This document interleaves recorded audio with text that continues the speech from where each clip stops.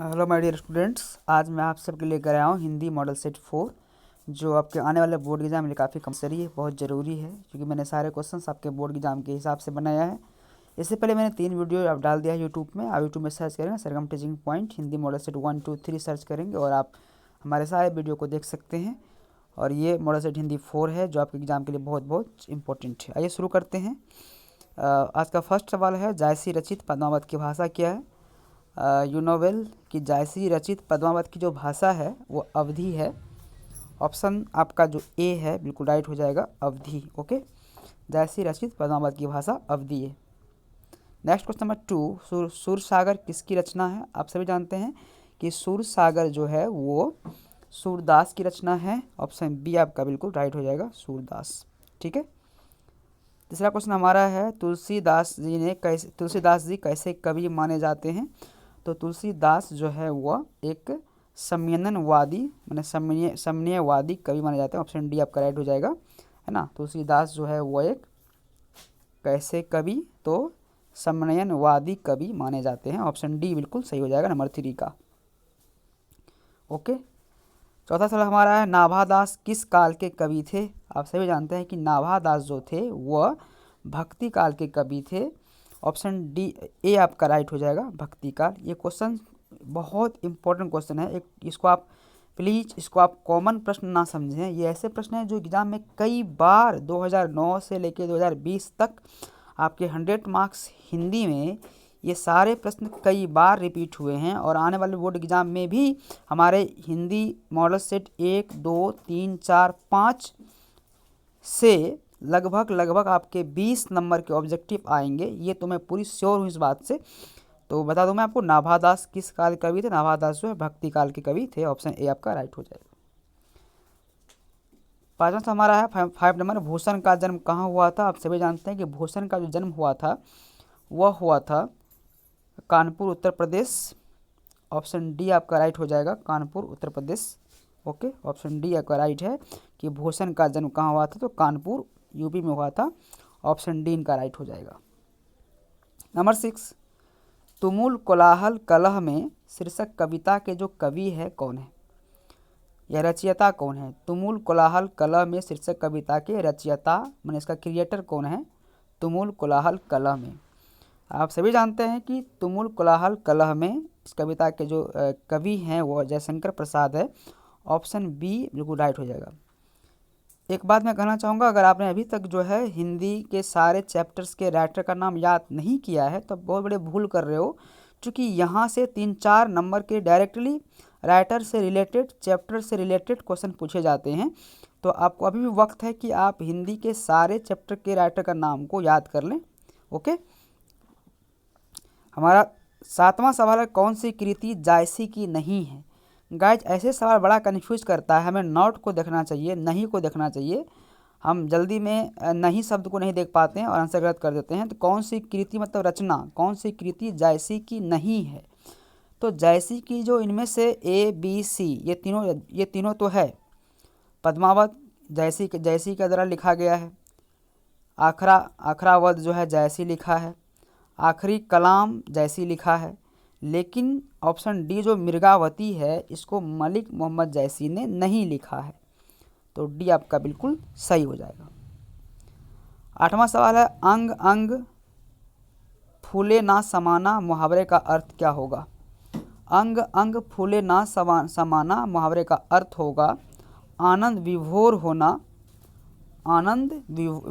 होना। ऑप्शन आपका सी बिल्कुल राइट हो जाएगा।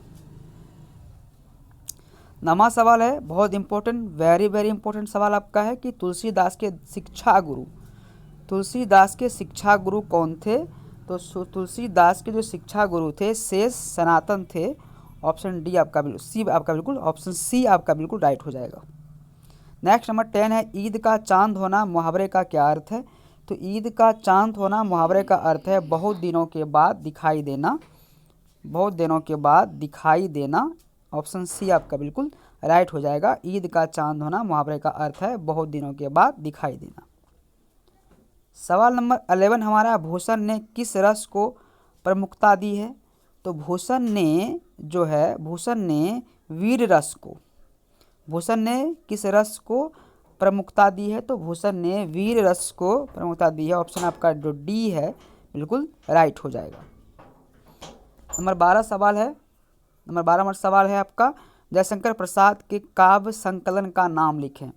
तो जयशंकर प्रसाद के जो काव्य संकलन थे, ऑप्शन ए में झरना है, बी में आंसू है, सी में लहर है। तो भाई साहब झरना, आंसू, लहर ये तीनों काव्य संकलन जयशंकर प्रसाद के ही है, अर्थात 12 का ऑप्शन डी आपका बिल्कुल राइट हो जाएगा। ओके, याद रखना है।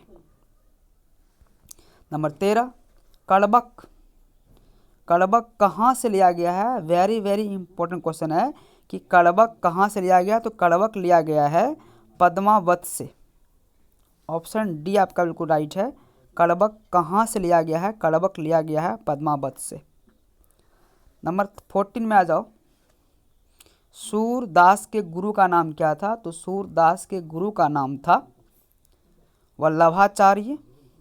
ऑप्शन आपका बिल्कुल सी जो है राइट हो जाएगा। वल्लभाचार्य जो है वो चार्य जो है सूरदास के गुरु का नाम था वल्लभाचार्य। नंबर 14 जो युद्ध में स्थिर रहता है उसे क्या कहते हैं? जो युद्ध में स्थिर रहता है उसे कहते हैं युधिष्ठिर। ओके, ये अनेक शब्द का एक शब्द है। जो युद्ध में स्थिर रहता है उसे युधिष्ठिर कहते हैं। Option C is the right. Next number 16 जो घटनाएं एक समान समय पर घटित हो जाते हैं, जो घटनाएं एक समान समय पर घटित हो जाते हैं उसे हम कहते हैं समकालीन। क्या कहते हैं? समकालीन, कॉन्टेम्परेरी, कॉन्टेम्परेरी, समकालीन। ऑप्शन ए आपका बिल्कुल राइट हो जाएगा। नंबर 17 हमारा शिवा बामनी में कितने मुक्तक है? तो शिवा बावनी में जो है इसमें नाम है शिवा बावनी, मतलब 52 मुक्तक है। शिवा बावनी में 52 मुक्तक है। Option C is the right. Number 17 number 18 तुमुल कोलाहल कलह में शीर्षक कविता किस पुस्तक से ली गई है? तो तुमुल कोलाहल कलह में शीर्षक कविता जो ली गई है वह कामायनी से ली गई है। कामायनी भी आपका जयशंकर प्रसाद का ही लिखा हुआ है। तो तुमुल कोलाहल कलह में शीर्षक कविता किस पुस्तक से ली गई है? तो जयशंकर प्रसाद का एक बड़ी किताब है कामायनी, इसी से ली गई है।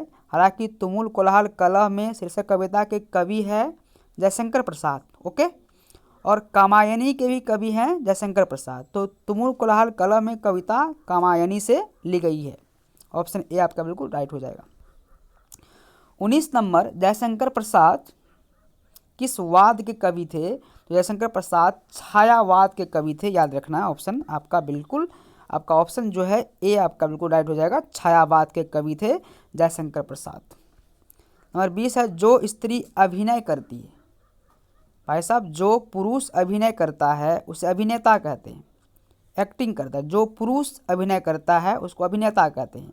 यहाँ पर सवाल है जो स्त्री अभिनय करती है उसे हम अभिनेत्री कहते हैं, अभिनेत्री कहते हैं। ऑप्शन डी आपका राइट हो जाएगा, अभिनेत्री।